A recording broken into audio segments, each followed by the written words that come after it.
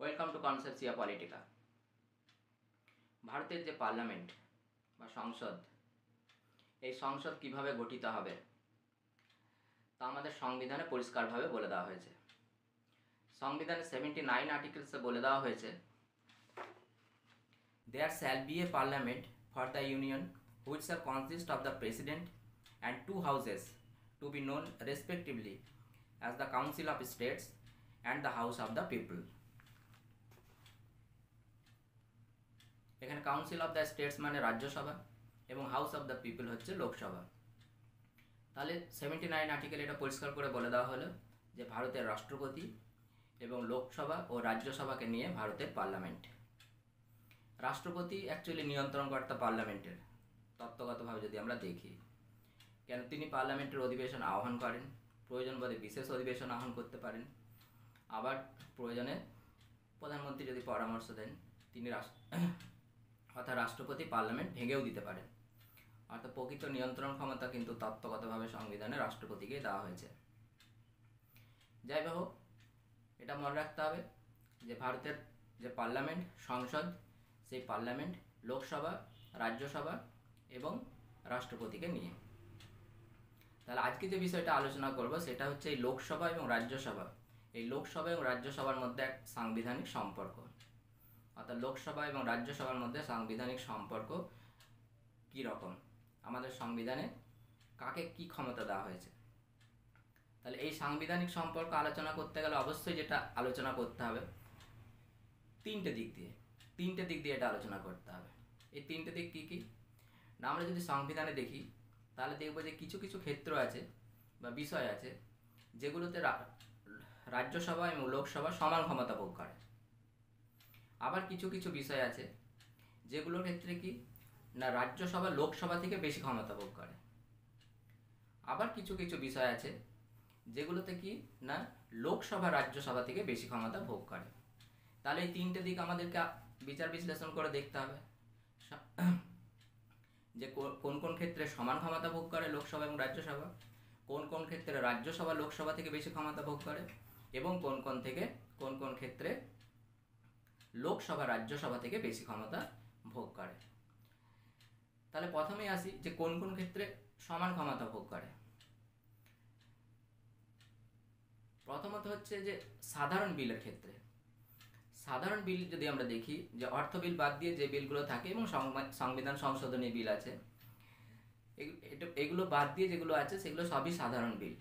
এই সাধারণ বিল কি না পার্লামেন্টের যে কোনো কক্ষে উত্থাপন করা যায়, তাদের লোকসভায় হোক বা রাজ্যসভায় হোক, এবং সব বিলের ক্ষেত্রে কি না দুটো কক্ষেই কিন্তু সমানভাবে পাশ হতে হবে। অর্থাৎ দুটো কক্ষেই যদি সহমত হন তখনই কিন্তু ওই বিলগুলো আইনে পরিণত হয়। তবে এক্ষেত্রে 368 নম্বর ধারায় তিন ধরনের পদ্ধতি বলা হয়েছে, প্রসেস কথা বলা হয়েছে। যেমন কিছু কিছু ক্ষেত্রে শুধু সাধারণ লোকসভা এবং রাজ্যসভা সাধারণ সংখ্যাগরিষ্ঠতেই পাস হয়ে যায়, যেমন কোনো রাজ্যের নাম বা সীমানা পরিবর্তন বা রাজ্য পুনর্গঠন, এই সব বিষয়গুলো। আবার কিছু কিছু বিষয় আছে যেগুলো সাধারণ সংখ্যাগরিষ্ঠতায় পাস হয় না, অর্থাৎ দুটো কক্ষে লোকসভা এবং রাজ্যসভার উপস্থিত এবং ভোটদানকারী 2/3 সংখ্যাগরিষ্ঠতায় পাস হয়, যেমন মৌলিক অধিকার, নির্দেশমূলক নীতি সংক্রান্ত কোনো বিষয়, এই বিষয়গুলো। আবার কিছু বিষয় আছে যে বিষয়গুলো কি না লোকসভা এবং রাজ্যসভায় দুটো কক্ষেই 2/3 সংখ্যাগরিষ্ঠতায় পাস হওয়ার পরও অর্ধেক রাজ্যগুলোর সহমত কিন্তু প্রয়োজন, তবেই সেগুলো পাস হতে পারে। যেমন বিশেষ কোনো রাষ্ট্রপতির নির্বাচন পদ্ধতি যদি পরিবর্তন করতে হয় বা উপরাষ্ট্রপতির নির্বাচন পদ্ধতি যদি পরিবর্তন করতে হয়, সেক্ষেত্রে কিন্তু এই তৃতীয় পদ্ধতির প্রয়োজন হয়। তো যাই হোক, এটা মনে রাখতে হবে যে সাধারণ বিলের ক্ষেত্রে লোকসভা এবং রাজ্যসভা উভয়ই সমান ক্ষমতা ভোগ করে এবং এক্ষেত্রে দুটো কক্ষেরই ক্ষমতা সমান। দুটো কক্ষে পাশ হওয়ার পর রাষ্ট্রপতি সম্মতি দিলে তবেই কিন্তু সেটা আইনে পরিণত হয়। দ্বিতীয়ত আসি সংবিধান সংশোধনের ক্ষেত্রে। সংবিধান সংশোধনের ক্ষেত্রেও কিন্তু সংবিধান দুটো কক্ষকে সমান ক্ষমতা দিয়েছে। অর্থাৎ সংবিধান সংশোধনী যে বিল, সেই বিল লোকসভা বা রাজ্যসভায় যে কোনো কক্ষে উত্থাপন করা যায় এবং যে কোনো কক্ষে উত্থাপন করার পর দুটো কক্ষেই 2/3 মেজরিটিতে অর্থাৎ উপস্থিত থেকেছেন এবং ভোট দিয়েছেন এমন 2/3 সংখ্যাগরিষ্ঠতায় পাশ হতে হয়। তারপরে পাশ হওয়ার পর তবেই সেটা আইনে পরিণত হয়। সংবিধান সংশোধনী বিলের ক্ষেত্রে রাষ্ট্রপতির সম্মতির প্রয়োজন হয় না। কেন? সংবিধান সংশোধনী বিল উত্থাপনের আগেই রাষ্ট্রপতির সম্মতি নিতে হয়। রাষ্ট্রপতির সম্মতি ছাড়া সংবিধান সংশোধনী বিল সংসদে পেশ করা যায় না। অর্থ বিলের ক্ষেত্রেও কিন্তু তাই।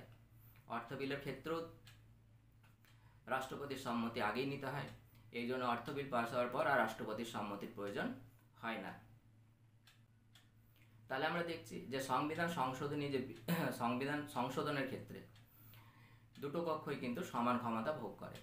দুটো কক্ষেই কিন্তু কি না 2/3 মেজরিটিতে বিলটা পাস হতে হবে। অর্থাৎ উপস্থিত থেকেছেন এবং ভোট দিয়েছেন এমন 2/3 সংখ্যাগরিষ্ঠতায় বিলটি পাস হতে হবে, তবেই কিন্তু সেটি এই সংবিধান সংশোধন হবে, না হলে কিন্তু হবে না। তৃতীয়ত হচ্ছে রাষ্ট্রপতি ও উপরাষ্ট্রপতি নির্বাচনের ক্ষেত্রে। রাষ্ট্রপতি এবং উপরাষ্ট্রপতি নির্বাচনের ক্ষেত্রে কিন্তু লোকসভা এবং রাজ্যসভা সমান ক্ষমতা ভোগ করে। রাষ্ট্রপতি নির্বাচনের ক্ষেত্রে লোকসভা এবং রাজ্যসভার সকল নির্বাচিত সদস্যরা কিন্তু অংশগ্রহণ করেন। এটা মনে রাখতে হবে কিন্তু, যে সকল নির্বাচিত সদস্যরা রাষ্ট্রপতি নির্বাচনে যারা মনোনীত আছেন, যেমন লোকসভায় 2 জন অ্যাংলো ইন্ডিয়ান কমিউনিটি থাকেন, প্লাস রাজ্যসভায় 12 জন যাকে রাষ্ট্রপতি মনোনীত করেন, এরা কিন্তু রাষ্ট্রপতি নির্বাচনে অংশগ্রহণ করতে পারেন না। আবার উপরাষ্ট্রপতি নির্বাচনে লোকসভা এবং রাজ্যসভার সকল সদস্য, অর্থাৎ নির্বাচিত এবং মনোনীত সকল সদস্যই কিন্তু অংশগ্রহণ করেন। সুতরাং রাষ্ট্রপতি এবং উপরাষ্ট্রপতি নির্বাচনের ক্ষেত্রে লোকসভা এবং রাজ্যসভা কিন্তু সমান ক্ষমতা ভোগ করেন। চতুর্থত অপসারণের ক্ষেত্রে কিছু অপসারণের ক্ষেত্রে, যেমন রাষ্ট্রপতির অপসারণের ক্ষেত্রে, বা নির্বাচন কমিশনের অপসারণের ক্ষেত্রে, বা সুপ্রিম কোর্ট এবং হাইকোর্টের বিচারপতিদের অপসারণের ক্ষেত্রে, অর্থাৎ যে ইমপিচমেন্ট পদ্ধতি প্রয়োগ করা হয়, সেই ইমপিচমেন্টের প্রস্তাব লোকসভা বা রাজ্যসভা যে কোনো কক্ষে উত্থাপন করা যায়। অর্থাৎ এই ক্ষেত্রে কিন্তু দুটো কক্ষেরই সমান ক্ষমতা আছে। এদের অপসারণের প্রস্তাব যে কোনো কক্ষে উত্থাপন করা যায়, এবং দুটো কক্ষেই কিন্তু কি হতে হবে না উপস্থিত এবং ভোটদানকারী 2/3 সংখ্যাগরিষ্ঠতায় কিন্তু পাশ হতে হবে, তবেই কিন্তু কি না এদেরকে অপসারণ করা যাবে। এদেরকে বলতে কাদেরকে বললাম? রাষ্ট্রপতি, সুপ্রিম কোর্ট এবং হাইকোর্টের বিচারপতি, মুখ্য নির্বাচন কমিশনার, অর্থাৎ যাদের এগেনস্টে ইমপিচমেন্ট প্রস্তাবের মাধ্যমে যাদেরকে অপসারণ করা যায়, তাদের এই প্রস্তাবটা দুটো কক্ষে সমানভাবে পাশ হতে হবে। পাশ হওয়ার পর তবেই কিন্তু অপসারণ করা যায়, তা নাহলে কিন্তু অপসারণ করা যায় না। পঞ্চমত কি না জরুরি অবস্থার অনুমোদনের ক্ষেত্রে, অর্থাৎ রাষ্ট্রপতি, আমরা জানি যে সংবিধানের 352 নম্বর ধারা অনুসারে জাতীয় জরুরি অবস্থা, 356 নম্বর ধারা অনুসারে কোনো রাজ্যে শাসনতান্ত্রিক অচলাবস্থাজনিত জরুরি অবস্থা, এবং 360 নম্বর ধারা অনুযায়ী আর্থিক জরুরি অবস্থা জারি করতে পারেন। কিন্তু রাষ্ট্রপতি জারি করতে পারলেও দুটো কক্ষই যদি না, অর্থাৎ দুটো পক্ষেই এই রাষ্ট্রপতির জরুরি অবস্থার ঘোষণা দুটো কক্ষেই যদি উপস্থিত এবং ভোটদানকারী 2/3 সংখ্যাগরিষ্ঠতায় পাশ না হয়, তাহলে কিন্তু এই ঘোষণা আর বলবৎ থাকে না। অর্থাৎ রাষ্ট্রপতি জরুরি অবস্থা ঘোষণার পর 352 নম্বর ধারার ক্ষেত্রে 1 মাস, এবং বাকি 356 এবং 360 নম্বর ধারার ক্ষেত্রে 2 মাস পরেই কিন্তু কি না জরুরি অবস্থা আপনি উঠে যায়, অর্থাৎ রাষ্ট্রপতিকে উইথড্র করে নিতে হয়, যদি না দুটো কক্ষই অনুমোদন দেয়। আর যদি দুটো কক্ষই অনুমোদন দেয়, তাহলে তবেই একমাত্র কি না এই জরুরি অবস্থার ঘোষণাগুলো জারি থাকতে পারে, আদারওয়াইজ কিন্তু পারে না। সুতরাং আমরা যেটা দেখছি যে রাষ্ট্রপতি জরুরি অবস্থা ঘোষণা করতে পারলেও প্রকৃত ক্ষমতা কিন্তু আছে পার্লামেন্টের হাতে। অর্থাৎ এই যে জরুরি অবস্থা, এই জরুরি অবস্থা জারি থাকবে কি না এর সিদ্ধান্ত নেয় কিন্তু পার্লামেন্ট, এবং পার্লামেন্টের এক্ষেত্রে দুটো কক্ষেরই কিন্তু সমান ক্ষমতা দেওয়া হয়েছে। অর্থাৎ লোকসভা এবং রাজ্যসভাকে দুটো কক্ষই কিন্তু এক্ষেত্রে সমান ক্ষমতা ভোগ করে। তৃতীয়ত নেক্সট যে পয়েন্টস, অর্থাৎ ষষ্ঠতম রিপোর্ট অনুমোদনের ক্ষেত্রে। আর রিপোর্ট অনুমোদনের ক্ষেত্রে কীরকম না ইউপিএসসি অর্থাৎ ইউনিয়ন পাবলিক সার্ভিস কমিশন এবং ক্যাগ কন্ট্রোলার অ্যান্ড অডিটর জেনারেলের যে রিপোর্ট, এছাড়াও তপশিলি জাতি এবং উপজাতি সংক্রান্ত যে কমিশন আছে সেই কমিশনের রিপোর্ট, সেই রিপোর্ট কোথায় পাস করা হয়? পার্লামেন্টে পেশ করা হয় এবং পার্লামেন্টে পেশ করার পর সেটা অনুমোদন করতে হয়, তবে সেই রিপোর্ট কার্যকরী হয়। এক্ষেত্রে কি না সেই রিপোর্ট অর্থাৎ দুটো কক্ষেই কিন্তু অনুমোদিত হতে হয়। দুটো কক্ষে অনুমোদিত না হলে সেই রিপোর্ট কিন্তু কোনো কার্যকর হয় না। অর্থাৎ ইউপিএসসি বা ক্যাগ বা এসসি এসটি যে কমিশন আছে সেই কমিশনের রিপোর্ট অনুমোদনের ক্ষেত্রে দুটো কক্ষেরই কিন্তু সমান ক্ষমতা রয়েছে। এরপর আমরা দেখব যে কোন কোন ক্ষেত্রে রাজ্যসভা লোকসভা থেকে বেশি ক্ষমতা ভোগ করে। অর্থাৎ এইটা যদি আমরা বিশ্লেষণ করে দেখি যে সংবিধানে যে যে ক্ষমতাগুলো রাজ্যসভাকে দেওয়া হয়েছে, যেগুলো লোকসভার থেকেও বেশি ক্ষমতা, সেই ক্ষেত্রে প্রথমত হচ্ছে কোনো একটা রাজ্য তালিকাভুক্ত বিষয়কে জাতীয় বিষয় হিসাবে ঘোষণার ক্ষমতা। অর্থাৎ এরকম রাজ্য তালিকাভুক্ত বিষয়ের আইন প্রণয়ন করার ক্ষমতা রাজ্যের, কেন্দ্রীয় তালিকাভুক্ত বিষয়ের আইন প্রণয়ন করার ক্ষমতা কেন্দ্রের, এবং যুগ্ম তালিকাভুক্ত বিষয়ে দুটো কেন্দ্র এবং রাজ্য উভয়ই আইন প্রণয়ন করতে পারে। এবং যা অবশিষ্ট ক্ষমতা আছে অর্থাৎ এইগুলোর বাইরেও এই কেন্দ্র তালিকা, রাজ্য তালিকা এবং যুগ্ম তালিকার বাইরে যে বিষয়গুলো থেকে গেল সেই বিষয়গুলোর উপর আইন প্রণয়ন করার ক্ষমতা কেন্দ্রের। তো 249 নম্বর ধারায় রাজ্যসভাকে ক্ষমতা দেওয়া হয়েছে যে রাজ্যসভার উপস্থিত এবং ভোটদানকারী 2/3 সদস্যের সমর্থনে যদি এই সিদ্ধান্ত গৃহীত হয় যে কি না রাজ্য তালিকাভুক্ত কোনো বিষয়কে জাতীয় গুরুত্বপূর্ণ বিষয় হিসাবে ঘোষণা করা হোক, তখন কিন্তু সেই রাজ্য তালিকাভুক্ত সেই বিষয়টি জাতীয় গুরুত্বপূর্ণ বিষয় হিসাবে বিবেচিত হবে। এবার জাতীয় গুরুত্বপূর্ণ বিষয় হিসাবে বিবেচিত হলে কি হবে না জাতীয় গুরুত্বপূর্ণ বিষয় হিসাবে সেটি যখনই বিবেচিত হয়ে যাবে তখন কিন্তু রাজ্য তালিকাভুক্ত সেই বিষয়টির উপরেও কিন্তু কেন্দ্র আইনসভা বা কেন্দ্র কিন্তু আইন প্রণয়ন করতে পারবে। সুতরাং এই যে কোনো বিষয়কে এই রাজ্য তালিকাভুক্ত কোনো বিষয়কে জাতীয় গুরুত্বপূর্ণ বিষয় হিসাবে ঘোষণা করা হবে বা এই বিষয় হিসাবে বিবেচনা করার যে সিদ্ধান্ত, সেই সিদ্ধান্তটা নেওয়ার ক্ষমতা আছে একমাত্র রাজ্যসভার। লোকসভার কিন্তু এক্ষেত্রে কোনো ক্ষমতা নেই। সংবিধান বিশারদরা এই ক্ষমতাটা রাজ্যসভাকে দিয়েছেন কেন না আমরা জানি যে রাজ্যসভা রাজ্যগুলোর প্রতিনিধিত্ব করে, অর্থাৎ রাজ্যের স্বার্থের প্রতিনিধিত্ব করে, এবং পার্লামেন্ট এই লোকসভা সেটা হচ্ছে কি না কেন্দ্রীয় স্বার্থের প্রতিনিধিত্ব করে। সুতরাং যেহেতু রাজ্য তালিকাভুক্ত বিষয়, রাজ্য স্বার্থ সম্পর্কিত বিষয়, সুতরাং এই জন্যে এই ক্ষমতাটি সংবিধান প্রণেতারা রাজ্যসভাকেই কিন্তু দিয়েছেন। কেন রাজ্যগুলোতে কাদের প্রতিনিধিত্ব থাকে? রাজ্যগুলোর প্রতিনিধি, অর্থাৎ রাজ্যের যারা MLA member of legislative assembly বা বিধায়ক, তাদের পরোক্ষ ভোটে নির্বাচিত হন রাজ্যসভার সদস্যরা, সেই রাজ্য থেকে যান, এরকম প্রত্যেক রাজ্য থেকে সেই প্রতিনিধিরা আসেন এবং তারাই সেখানে প্রতিনিধিত্ব করছেন। সুতরাং তারা সবসময় চেষ্টা করেন রাজ্যের স্বার্থ রক্ষা করার। সুতরাং এই জন্য এটা যেহেতু রাজ্য স্বার্থ সম্পর্কিত বিষয়, অর্থাৎ রাজ্য তালিকাভুক্ত বিষয়ে পার্লামেন্ট আইন প্রণয়ন করবে, তাহলে বিষয়টা অবশ্যই রাজ্য স্বার্থ সম্পর্কিত। সেই জন্য সংবিধান বিশারদরা এই ক্ষমতাটা কিন্তু রাজ্যসভাকেই দিয়েছেন 249 নম্বর ধারায়। দ্বিতীয়ত কি, সর্বভারতীয় চাকরি যদি সৃষ্টি করতে হয় বা কেন্দ্র যদি চায়, তাহলে কিন্তু সেই সিদ্ধান্তটা রাজ্যসভা থেকেই আসতে হবে। অর্থাৎ সর্বভারতীয় চাকরি সৃষ্টি করার ক্ষমতা একমাত্র রাজ্যসভারই আছে। সংবিধানের 312 নম্বর ধারায় এটা পরিষ্কার বলে দেওয়া হয়েছে যে সর্বভারতীয় চাকরি সৃষ্টির ক্ষেত্রে সেই সিদ্ধান্ত রাজ্যসভাতেই গৃহীত হবে। অর্থাৎ রাজ্যসভার উপস্থিত এবং ভোটদানকারী 2/3 সদস্যের সংখ্যাগরিষ্ঠতায় যদি কোনো এরকম সিদ্ধান্ত গৃহীত হয় যে কোনো রকম সর্বভারতীয় চাকরি সৃষ্টি করার প্রয়োজন, তবেই কিন্তু সর্বভারতীয় চাকরি সৃষ্টি হতে পারে। সর্বভারতীয় চাকরি সৃষ্টি বলতে কীরকম, যেমন আইপিএস, আইএএস, আইএফএস এগুলো আছে, এবং এর পরিবর্তে আরও যদি মনে হয় যে আরও নতুন কিছু আরও কিছু আছে, আর এর বাইরেও যদি মনে হয় যে আরও কিছু সর্বভারতীয় চাকরি সৃষ্টি করা প্রয়োজন, তাহলে এই 312 নম্বর ধারা অনুসারে সেইটা কিন্তু রাজ্যসভাতেই পাস হতে হবে।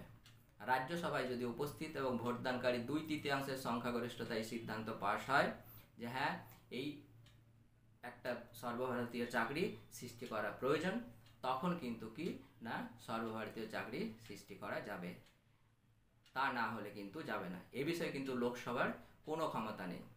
অর্থাৎ 249 নম্বর ধারার ক্ষেত্রেও লোকসভার যেমন কোনো ক্ষমতা নেই, তেমনি এই 312 নম্বর ধারার কার্যকরী ক্ষেত্রেও কিন্তু কি না লোকসভার কিন্তু কোনো ক্ষমতা নেই।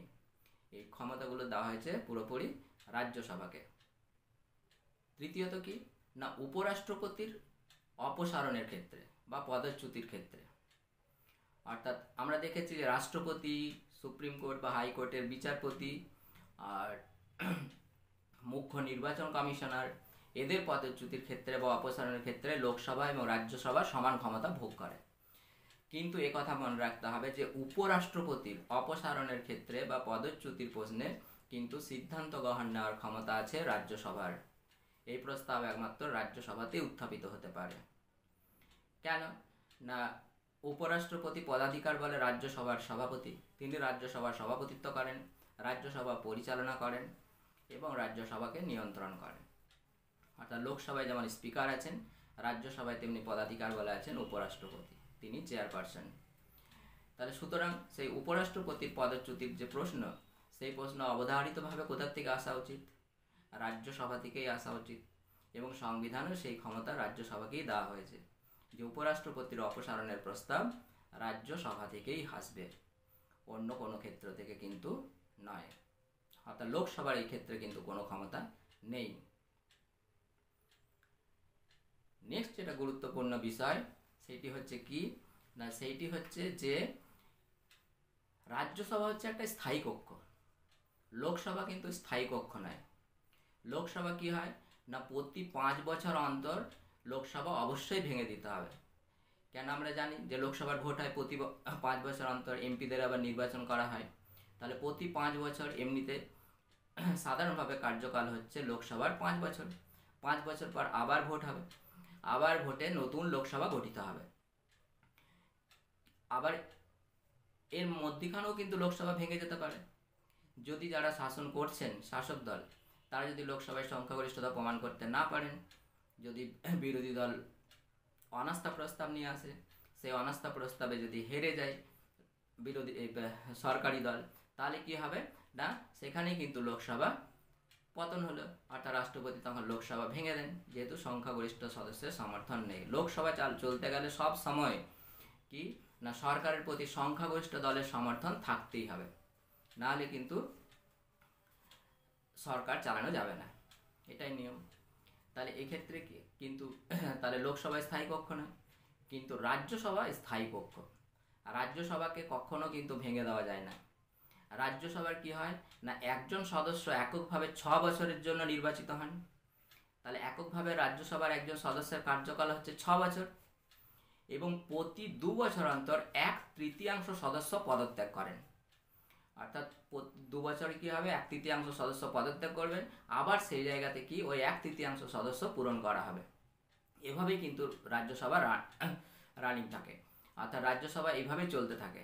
লোকসভায় যেমন নির্বাচনকে নিয়ে একটা বিশাল উন্মাদনা, আবেগ, প্রচার এইসব থাকে, রাজ্যসভার ক্ষেত্রে কিন্তু তেমন আমরা দেখতে পাই না। কেন লোকসভার নির্বাচন মানে সরকার গঠন, রাজ্যসভার নির্বাচন মানে কিন্তু সরকার গঠন নয়। রাজ্যসভা একটা স্থায়ী কক্ষ, একজন সদস্য এককভাবে 6 বছরের জন্য নির্বাচিত হন, এবং সদস্যদের যারা সদস্য হবেন তাদের ন্যূনতম বয়স অবশ্যই 30 বছর হতে হবে, তিনি কিন্তু যোগ্য বলে প্রতিবর্ণিত হবেন। এবং তারপরে তো বিধানসভার যারা সদস্য, বিধানসভা সেই রাজ্যের লোক সংখ্যার অনুপাতে সেখানে সদস্য পদ পাওয়া যায় রাজ্যসভায়। এগুলো রাজ্যসভার যখন আলোচনা করব তখন আরও পরিষ্কারভাবে আলোচনা করব। সদস্য পাওয়া যায় এবং প্রতি সদস্য 6 বছরের জন্য নির্বাচিত হবেন, এবং প্রতি 2 বছর অন্তর রাজ্যসভার 1/3 সদস্য পদত্যাগ করবেন এবং ওই 1/3 সদস্য আবার পূরণ করা হবে। সুতরাং রাজ্যসভা একটা স্থায়ী কক্ষ, লোকসভা স্থায়ী কক্ষ নয়। তাহলে এই যে বিষয়গুলো আমরা দেখলাম, এই বিষয়গুলোতে কি এই কোনো বিষয়কে রাজ্য তালিকাভুক্ত কোনো বিষয়কে জাতীয় বিষয় হিসেবে ঘোষণা করার ক্ষমতা, বা সর্বভারতীয় চাকরি সৃষ্টি করার ক্ষমতা, বা উপরাষ্ট্রপতির অপসারণের ক্ষমতা, এবং অবশ্যই একটা স্থায়ী কক্ষ রাজ্যসভা, এই যে একটা বিশাল ক্ষমতা। তাহলে এই ক্ষমতাগুলো কিন্তু রাজ্যসভার আছে, যেগুলো কিন্তু লোকসভার নেই। এইবার আমরা আলোচনা করব কি না, এইবার আমরা আলোচনা করব যে এমন কিছু বিষয় আছে যে বিষয়গুলো, অর্থাৎ এমন বিশেষ কিছু ক্ষমতা সংবিধানে দেওয়া হয়েছে লোকসভাকে, যেগুলো রাজ্যসভার কিন্তু নেই। অর্থাৎ এইগুলোতে লোকসভায় শেষ কথা বলার অধিকারী, রাজ্যসভা তেমন কিন্তু কোনো ক্ষমতা সংবিধানে দেয়নি রাজ্যসভাকে। তাহলে সেই বিষয়গুলো আমরা এবার এক এক করে আলোচনা করছি। প্রথমে আসি অর্থ বিলের ক্ষেত্রে। অর্থ বিল কোনগুলো? যেগুলো সাধারণ বিল নয়, এবং অর্থ বিল 110 নম্বর ধারায় বলে দেওয়া হয়েছে পরিষ্কারভাবে যে অর্থ বিল সেইগুলো যেগুলোকে অধ্যক্ষ একটা সার্টিফিকেট দেবেন যে হ্যাঁ এটা অর্থ বিল, তবেই কিন্তু সেটা অর্থ বিল হিসেবে পরিগণিত হবে। অর্থাৎ অর্থ বিল নির্ণয় কে করবেন? না লোকসভার অধ্যক্ষ। কোনো বিল অর্থ বিল কি না, এটা প্রথমেই নির্ণয় করার অধিকার কাকে দেওয়া হলো? লোকসভার স্পিকারকে। এবং এই যে অর্থ বিল একমাত্র লোকসভাতেই উত্থাপন করা যায়, রাজ্যসভায় কিন্তু অর্থ বিল উত্থাপন করা যায় না। অর্থ বিলের ক্ষেত্রে রাজ্যসভার ক্ষমতা কি না, রাজ্যসভা শুধু বিলটিকে 14 দিন আটকে রাখতে পারে, এর বেশি কোনো ক্ষমতা নেই। 14 দিনের মধ্যে যদি বিলটি লোকসভায় ফেরত না পাঠায় রাজ্যসভা, তাহলে কি, তাহলে ধরে নেওয়া হবে রাজ্যসভা অনুমোদন দিয়েছে। অর্থাৎ রাজ্যসভার কোনো ক্ষমতাই নেই। রাজ্যসভা কি করতে পারে না, বিলটার উপর আলোচনা করতে পারে, তর্ক বিতর্ক করতে পারে, এটা জনমত কিছুটা কি গঠন করতে সাহায্য করতে পারে, এবং জনগণকে ওই বিলটি সম্পর্কে অবহিত করতে সাহায্য করে। এর আরেকটা গুরুত্ব আছে কিন্তু, এই 14 দিনের গুরুত্ব।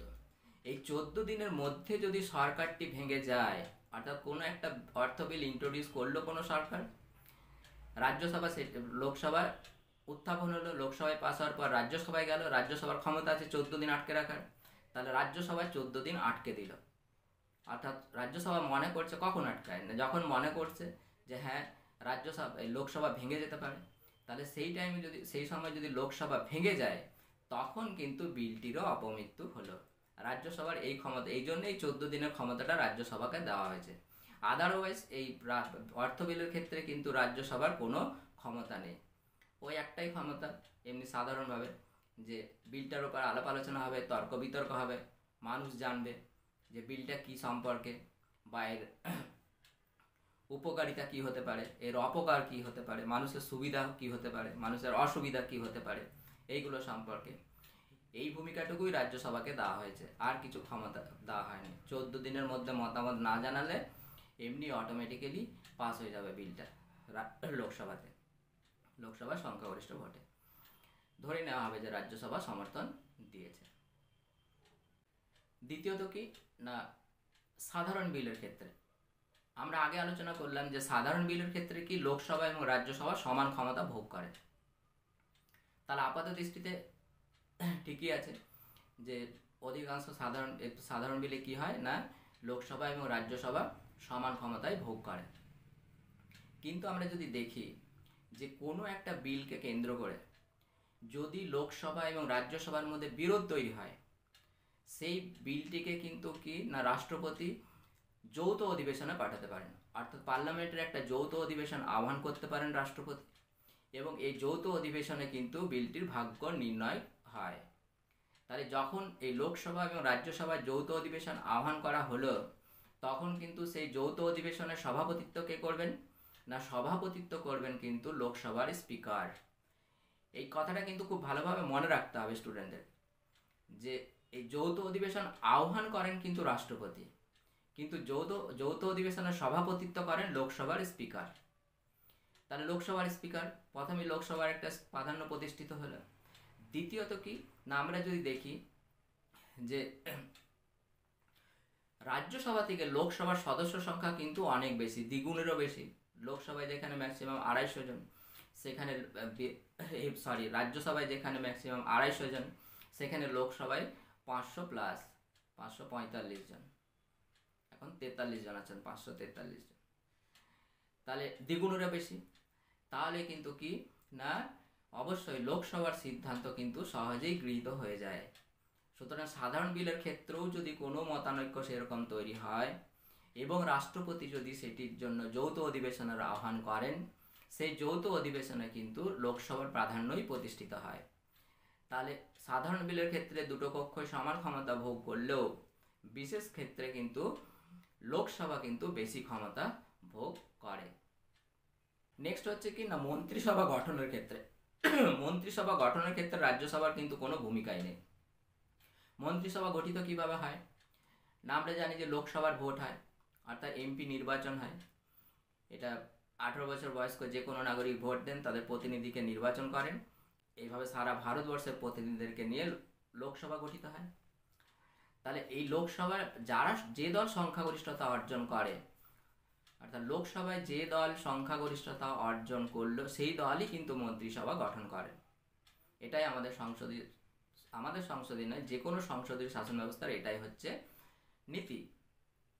তাহলে ভারতবর্ষের ক্ষেত্রেও আমরা দেখি যে লোকসভায় যে দল সংখ্যাগরিষ্ঠতা অর্জন করলো সেই দলের নেতা বা নেত্রীকে আমাদের রাষ্ট্রপতি কি হয় না, প্রধানমন্ত্রী নির্বাচন করেন বা প্রধানমন্ত্রী মনোনীত করেন।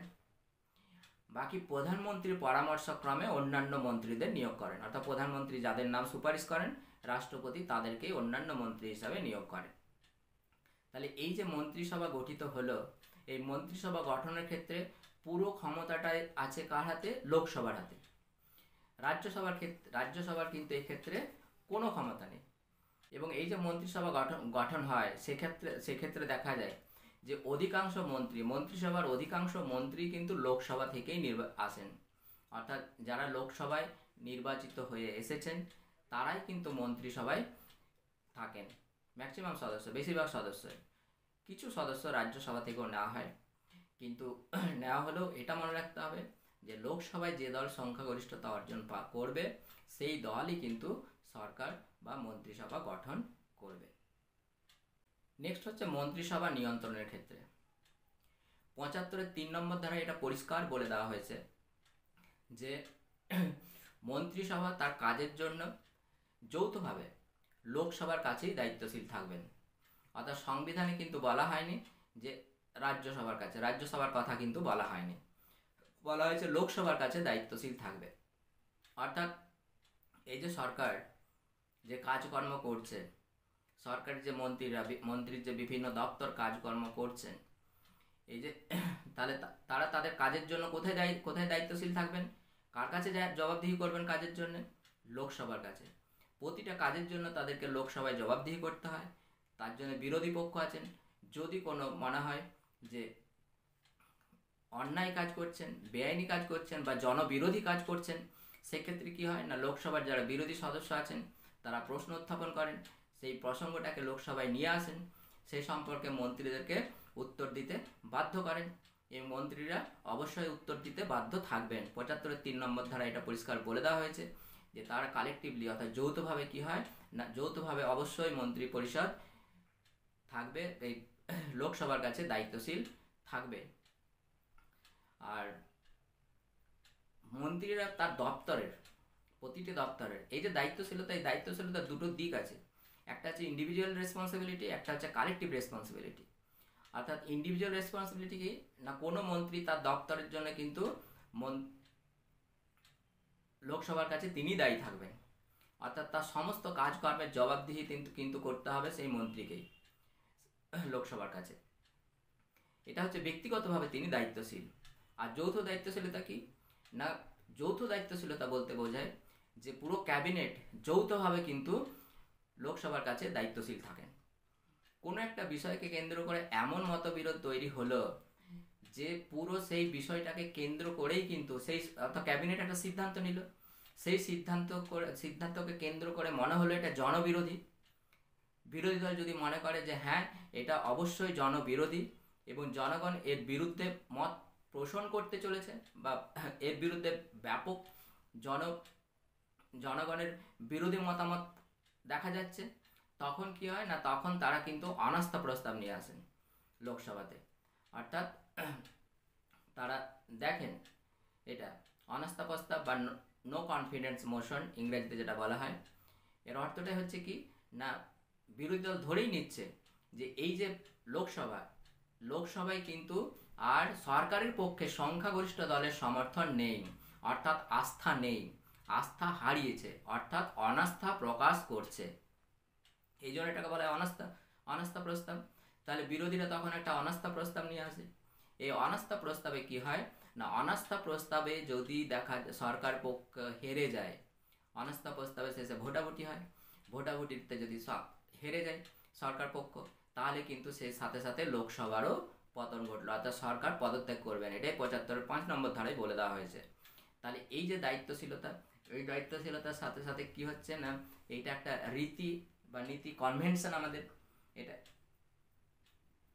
কনভেনশন অনুযায়ী বলা হয়েছে যে সংবিধানের 75-5 নম্বর ধারায় বলা হচ্ছে যে রেসপন্স নিয়ে আসতে পারবে অনাস্থা প্রস্তাব বিরোধী দল, নো কনফিডেন্স মোশন। কিন্তু রীতি মেনে কি হয় না, নো কনফিডেন্স মোশনে যদি হেরে যায় তখন কিন্তু কি না, সরকারকে পদত্যাগ করতে হয়। তখন রাষ্ট্রপতি সরকার ভেঙে দেবেন, সেই লোকসভায় ভেঙে দেবেন, ভেঙে দিয়ে বিরোধী দলকে আহ্বান করবেন। যদি সরকার গঠন করতে পারে, অর্থাৎ 5 বছর হতে এখনও দেরি আছে, বিরোধী দলে যদি বলেন না আমরা করছি না, আমরা সরাসরি জনগণের কাছে যাব, অর্থাৎ জনগণের আমরা সমর্থন চাইব, অর্থাৎ ভোটাভুটি, আবার সেই ইলেকশন হবে। সুতরাং সেই ইলেকশন এইটাকে বলা হয় মিড টার্ম ইলেকশন, অর্থাৎ মধ্যবর্তী নির্বাচন। তাহলে আবার সেই মধ্যবর্তী নির্বাচন হবে এবং নির্বাচন হয়ে আবার নতুন সরকার কিন্তু গঠিত হবে মধ্যবর্তী নির্বাচনের মাধ্যমে। সুতরাং আমরা দেখছি কি না, এই যে সরকারকে নিয়ন্ত্রণের ক্ষেত্রে রাজ্যসভার কিন্তু কোনো ভূমিকা নেই, মূল প্রধান ভূমিকাটা দেওয়া হয়েছে কাকে, লোকসভাকে। লোকসভায় কিন্তু রাজ্যসভাকে নিয়ন্ত্রণ করেন সমস্ত কাজের জন্য, অর্থাৎ লোকসভায় কিন্তু সরকারকে নিয়ন্ত্রণ করেন এবং সরকারের যাবতীয় কাজের জন্য জবাবদিহি করতে হয় কিন্তু লোকসভাতেই, অর্থাৎ লোকসভা নিয়ন্ত্রকের ভূমিকা পালন করে, যা রাজ্যসভার কিন্তু নেই। কেন না, মন্ত্রীরা যৌথভাবে এবং ব্যক্তিগতভাবে লোকসভার নিকটই দায়িত্বশীল, লোকসভার কাছেই দায়িত্বশীল, রাজ্যসভার কাছে কিন্তু নয়। এবং অনাস্থা প্রস্তাব লোকসভাতেই উত্থাপন করা যায়, লোকসভাতেই পাশ হতে হবে এবং লোকসভায় পাশ হলেই কিন্তু সরকার ভেঙেও যায়। যে আলোচনাটা করলাম, এই আলোচনার পরিপ্রেক্ষিতে আমরা বলতে পারি যে রাজ্যসভা থেকে লোকসভা কিন্তু অনেক বেশি ক্ষমতার অধিকারী। কেন, প্রকৃত ক্ষমতা, সরকার গঠন, সরকারের নিয়ন্ত্রণ, এই যে প্রকৃত ক্ষমতাটা, এই ক্ষমতাটাই কিন্তু দেওয়া হয়েছে লোকসভাকে। তবে আবার এটাও ঠিক যে এই যে লোকসভা এবং রাজ্যসভার আমরা সাংবিধানিক সম্পর্ক আলোচনা করলাম, এর পরিপ্রেক্ষিতে আমরা এটাও দেখলাম যে আমরা কিন্তু রাজ্যসভাকে ব্রিটেনের লর্ড সভার মতো কিন্তু একেবারে নিষ্ক্রিয় বলতে পারি না, আবার বা কানাডার সিনেটের মতো, অর্থাৎ ব্রিটেনের লর্ড সভা বা কানাডার সিনেটের মতো একেবারে কিন্তু নিষ্ক্রিয় নয়, দুর্বল নয়। আর ইউএসের যে সিনেট, সেই সিনেটের মতো কিন্তু আবার ক্ষমতাশালীও নয়, অর্থাৎ এর মধ্যবর্তী পন্থা অবলম্বন করা হয়েছে আমাদের এই রাজ্যসভার ক্ষমতাকে কেন্দ্র করে। অর্থাৎ রাজ্যসভা কি ক্ষমতা ভোগ করবে, রাজ্যসভাকে যেমন সংবিধান প্রণেতারা আমেরিকার সিনেটের মতো শক্তিশালীও করতে চাননি, আবার একেবারে ব্রিটেনের লর্ড সভা বা কানাডার সিনেটের মতো একেবারে দুর্বলও করতে চাননি। এর একটা মধ্যবর্তী পন্থা কিন্তু তারা অবলম্বন করেছেন এবং সেইভাবে রাজ্যসভাকে কিন্তু ক্ষমতা দিয়েছেন। যে who holds the purse holds the money, কেন অর্থ ব্যাপারে রাজ্যসভার কোনো ক্ষমতাই নেই, টোটাল ক্ষমতাটাই আছে লোকসভাকে কেন্দ্র করে। অর্থ বিল পাস হওয়া বা অর্থ বিল নির্ণয় করা, এই সমস্ত ক্ষমতাই হচ্ছে লোকসভার। প্লাস হচ্ছে যে কোনো অনুমোদন, বাজেট উত্থাপন, বাজেট পেশ, সব কিছুই লোকসভায় উত্থাপন করা যায়, অনুমোদনও হয় লোকসভা থেকে। এবং সরকার যে অর্থ খরচ করবে, সেই অর্থ খরচের কে কেন্দ্র করে যে বিভিন্ন আইনগুলো তৈরি হয় সেগুলো লোকসভাতেই হয়। সুতরাং কি না, আর্থিক দিয়ে রাজ্যসভাকে তেমন কোনো ক্ষমতাই দেওয়া হয়নি। আবার অর্থ বিল 14 দিনের বেশি আটকে রাখা ছাড়া রাজ্যসভার তেমন কোনো ক্ষমতাও নেই। তাহলে এই দিকগুলো বিচার করে অনেকেই বলেছেন যে রাজ্যসভার আর প্রয়োজনীয়তা নেই, অর্থাৎ রাজ্যসভার যেহেতু তেমন কোনো ক্ষমতাই নেই সেহেতু রাজ্যসভাকে রেখে কি হবে। তবে একথা পরিষ্কার যে যুক্তরাষ্ট্রীয় শাসন ব্যবস্থায়, বিশেষ করে যুক্তরাষ্ট্রীয় এবং সংসদীয় শাসন ব্যবস্থায় দ্বিতীয় কক্ষের একটা উপস্থিতি অবশ্যই কাম্য। এবং পৃথিবীর সমস্ত দেশে আমরা যদি দেখি যে দ্বিকক্ষের উপস্থিতি কিন্তু লক্ষ্য করা যায়। সুতরাং গণতন্ত্র যতদিন না এই দ্বিতীয় কক্ষের যে প্রয়োজনীয়তা সেটা অস্বীকার করছে, ততদিন কিন্তু রাজ্যসভার, আমাদের মানে পার্লামেন্টের দ্বিতীয় কক্ষের এবং আমাদের ক্ষেত্রে রাজ্যসভার প্রয়োজনীয়তা অবশ্যই আছে। কেন, রাজ্যসভা কিছু হোক বা না হোক অনেকটাই লাগামের কাজ কিন্তু করে এবং করে আসছে। একেবারে কিন্তু লোকসভাকে স্বৈরাচারী হতে দেয় না। এবং অনেক ক্ষেত্রে দেখা যায় যে লোকসভাকে নিয়ন্ত্রণের একটা অন্যতম ভূমিকা কিন্তু রাজ্যসভা নিয়ে থাকে বিভিন্ন ক্ষেত্রে, বিশেষ করে জনমত গঠনের ক্ষেত্রে। জনমত গঠনের ক্ষেত্রে রাজ্যসভা একটা ভালো ভূমিকা নেয়। সুতরাং গণতান্ত্রিক আদর্শকে বাস্তবায়িত করতে, গণতান্ত্রিক আদর্শকে ধারাবাহিকভাবে চালিয়ে নিয়ে যাওয়ার জন্য রাজ্যসভার কিন্তু প্রয়োজনীয়তা আছে। তবে অবশ্যই এটা ভেবে দেখা যেতে পারে যে রাজ্যসভায় সমপ্রতিনিধিত্বের ব্যবস্থা করা যায় কি না। অর্থাৎ রাজ্যসভায় যদি সমপ্রতিনিধিত্বের ব্যবস্থা করা যায় তাহলে রাজ্যসভা আরও বেশি শক্তিশালী হবে এবং অবশ্যই রাজ্যসভা কিন্তু কী হবে না, আরও এই গণতন্ত্রের বিকাশে বা গণতন্ত্রকে সুরক্ষার স্বার্থে আরও গুরুত্বপূর্ণ ভূমিকা কিন্তু পালন করতে পারবে। তবে এটাও ঠিক যে আমাদের সংবিধান প্রণেতাগণ, অর্থাৎ যারা সংবিধান লিখে গেছেন, বিশেষ করে গণপরিষদের যারা সদস্য ছিলেন এবং সংবিধানের জনক হিসাবে আমরা ডক্টর আম্বেদকরকে স্মরণ করি, তাহলে এই ক্ষেত্রে আমরা যদি দেখি তারা চেয়েছেন যে লোকসভা যাতে একেবারে না স্বৈরাচারী না হয়ে যায়, অর্থাৎ লোকসভাকে একটু নিয়ন্ত্রণেরও ব্যবস্থা রাখা দরকার একটা প্রতিষ্ঠানের মাধ্যমে। অর্থাৎ সেই প্রতিষ্ঠানটি হচ্ছে রাজ্যসভা এবং রাজ্যসভা কিন্তু সেই কাজটি করে চলেছে।